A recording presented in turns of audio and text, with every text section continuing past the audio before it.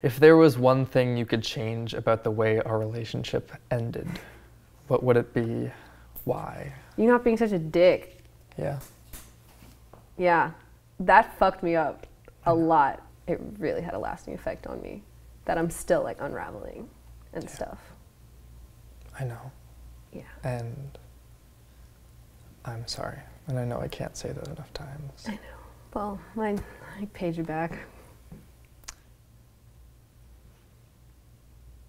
What are your 3 favorite memories from our time together?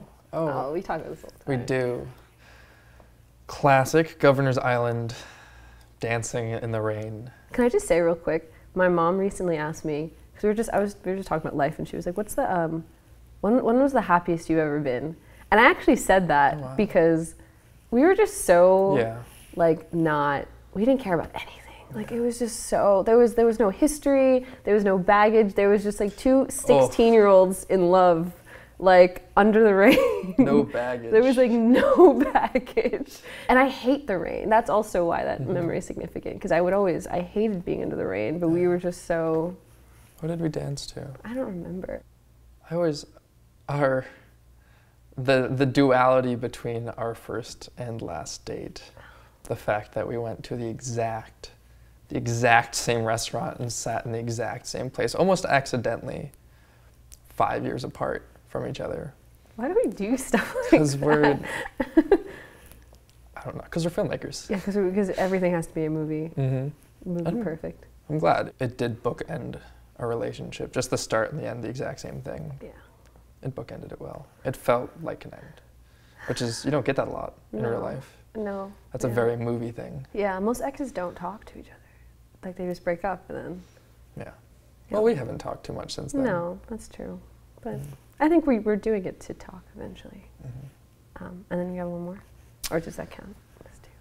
I think that one time in your bed, it was during the not official relationship part of our relationship where I just couldn't stop staring at you.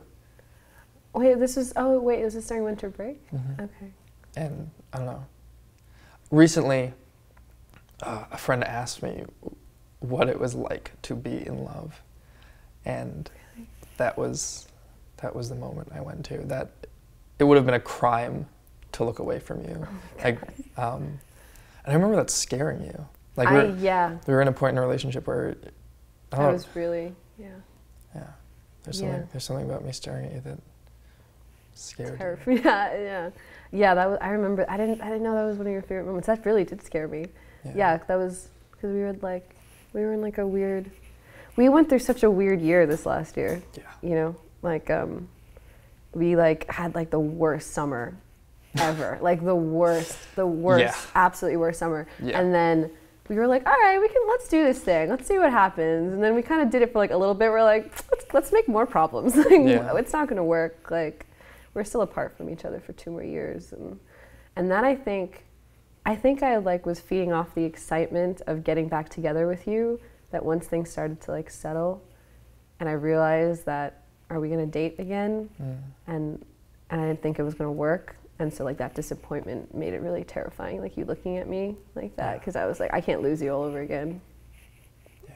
Like, did the whole thing that happened after we broke up after 4 years and then stopped seeing each other after 5, that whole year, did that feel artificial to you? No, it didn't. It felt unhealthy. It felt like, it didn't feel it felt all real. But I felt everything I was feeling was real. It just felt like I was trying to save a relationship that was gone.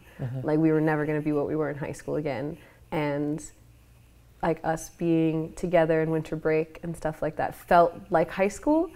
And that was scary to me from what I remember. Like, because it's not what it was anymore. And there was so much baggage. Every single time we hung out. Like just every single time we started talking about like, shit that happened, and it was really. It's hard not to. Yeah, that's what it wasn't the like Governor's Island moment. It was. Yeah. That sucks about getting older. Is that just gonna, I feel like every relationship, you just carry like that baggage, and I don't know. Maybe. That's scary. If there was one thing you could change about the way our relationship ended, what would it be? Why? You not being such a dick. Yeah. Yeah. That fucked me up a lot, for sure. Not breaking up with you over Skype with you would have been great. I know we were like 100 whatever miles apart. And you just not being a dick. That really like had a lasting effect on me and the way I thought about myself. That beginning of last summer, like it really fucked me up. Yeah. Like I was talking about this recently to like or something, because that's what gets frustrating about you sometimes with people, that like people think you're so amazing, and you are so amazing, but like you make mistakes, like you have flaws, you're not the most self-reflective person all the time. And that last summer was a really dickish time for you, and like nobody saw it, and I was very alone in it, and like I saw myself so differently, like and it really fucked the way I saw myself like sexually for a long time. And and because it made me feel like you didn't want to date me, you just wanted to hook up with me. And so then it made me feel like that's all I was good for, was that, like, you know, that. But it really messed me up. It really messed how I dated after that, and like how I used, like I just felt like I was trying to get back together with you, and that wasn't what you were trying to do, and just to have that being done by the person that was so unconditionally in love with you for 4 years prior, like, really messed me up. It really had a lasting effect on me that I'm still, like, unraveling and stuff. I know. Yeah. And I'm sorry. And I know I can't say that enough times. I know. Well, I paid you back. Yeah. Did you feel better after, like... After what happened? I don't know, yeah. I don't feel better. I feel like you have to understand the place I was coming from when I made the choices I made. And I feel like I still fucked up a lot, and I shouldn't have done it, but I think we have to understand the places we were coming from and stuff. So what would you change? Like what would your answer? Well, yeah, that would be it, yeah. I wish being in Brooklyn didn't have to be so hard. Like just coming home for breaks this year was so toxic. I would change that last day of summer. That was the worst day. I learned that the thing that you, I'm not. It's okay. Yeah. I learned that you hooked up with one of my friends, and I learned, and that didn't faze me. I knew that I knew that already, or I inferred, but that every single one of the people that I called friends tried. Every single one tried to kiss you. That was like this big brother, or used to be a big brother figure, who, this guy that would watch over you at parties to make sure that you were safe. I meant that, and you responded with that was my absolute best friend in Brooklyn, that he tried as well, and that broke me. I know. Did you ever talk to him about that? No, I don't think I need to. Yeah. But why did you get mad at me for that? Like of course, obviously I understand, you know, the other friend, but like I didn't do anything. One of the reasons I was mad is because you didn't let me deal with it alone. I was in a not a good place, and I needed to be alone. I know. And it felt, and I know that you were so scared of me just dropping you again. And I understand why you refused to leave, because that's what we've always done. We've always stayed and worked it out. Until it was, And that you staying messed me up so much more. I know. I'm sorry. It's okay. Giving in and letting you stay and us having sex afterwards, it made me feel I felt so pathetic. And that stuck with me. Yeah. That's bad. Yeah. I know I shouldn't have blamed you as much as I did. But for one, you wanted me to keep everything a secret. You didn't want me to tell any of our friends, so I couldn't confront them. Yeah. And two, you're a flirty person. Okay, but like... No, I know. That was not.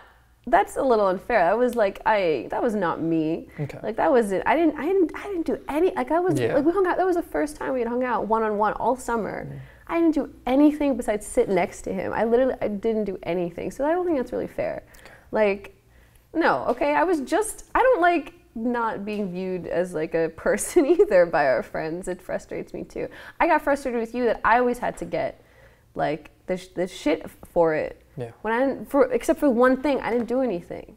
Yeah. And the one thing I did do was really, really bad, but I didn't. Yeah. I know. But I get what you're saying. It was hard. It was hard to get past. And sometimes, like we've talked about this so much, intent is so much different than impact. And that's with both of ours. Yeah. I mean, I have a way worse excuse than yours for the way I treat you. I didn't do it vindictively, though. Huh? I didn't do it vindictively, like. No, I know. Yeah. I know you didn't. And I thought I wasn't either. Yeah. And maybe a part of me was. Yeah. Maybe a part of me was, too. I've explained to you before. I was, for the first time in my life, I wanted to focus on me. And I took that as not caring for other people. And you got the brunt of that. And I'm so sorry. Yeah. It was a bad summer. Yeah. It was really bad. I think it's my turn. I think so.